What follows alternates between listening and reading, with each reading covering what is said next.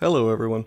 Welcome to the third installment of Dumb Things People Say About Bitcoin, a series in which I dispel myths, rumors, and misinformation about Bitcoin and other cryptocurrencies.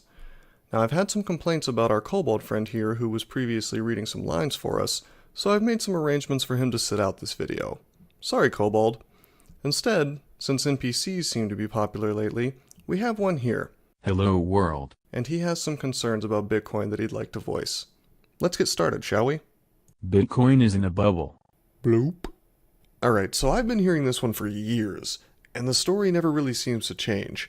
The thing is, this Bitcoin bubble, it's kinda true sometimes, but not really in the way that you think.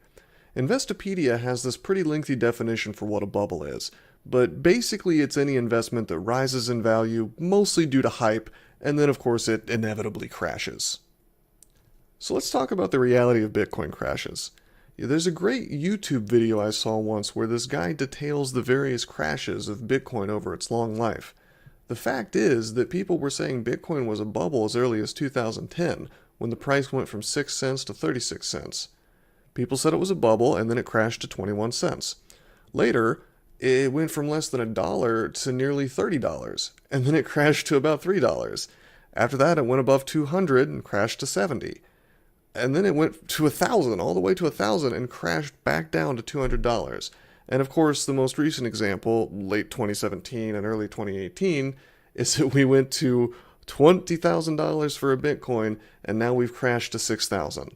So my point is, are you seeing a pattern yet? Bitcoin is just too volatile. Okay, so this one is actually kind of accurate. It is certainly true that Bitcoin, like most cryptocurrencies, is volatile and has been volatile in the past. However, the real question you should be asking yourself is whether or not this is really a deal breaker. The thing is, Bitcoin is an investment, and almost any investment can be volatile under the right circumstances. If you buy gold today, and scientists discover a cheap and easy way to turn potatoes into gold tomorrow, you can imagine that the value of your investment is going to turn volatile pretty quickly.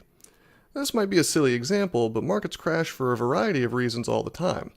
The long story short is that you shouldn't invest more than you can afford to lose into anything. And at the same time, you should view your fiat money as an investment as well. After all, fiat currencies lose their value all the time. By the way, it's worth noting that, as I mentioned a moment ago, Bitcoin's value has consistently risen over time. A hacker will steal my Bitcoins.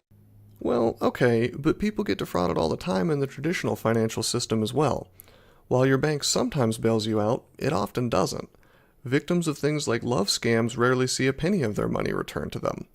Like the TSA, your bank is really only offering you the illusion of security. And trust me, if you screw up badly enough, you can still lose all of your money despite having nothing to do with Bitcoin. It's also worth noting that the reality of Bitcoin is that your money is completely safe as long as you follow the right security practices. And if you feel like you can't do that, there are custodial solutions, which are more like traditional banks. The hacking risk is overblown. Just don't fall for blatant schemes or click suspicious links and you'll probably be okay. Someone could just make more Bitcoins. Nobody can just create Bitcoins out of thin air. It is possible for people to make a brand new cryptocurrency or to fork one off of Bitcoin, but this has nothing to do with the number of actual Bitcoins in circulation. This is a common misconception, and while it's hard to say where it comes from, my best guess is that it might have something to do with the fact that most people may not know that there are hundreds if not thousands of cryptocurrencies out there. Bitcoin happens to be the first, and it happens to be the most popular one, but it's not the only one.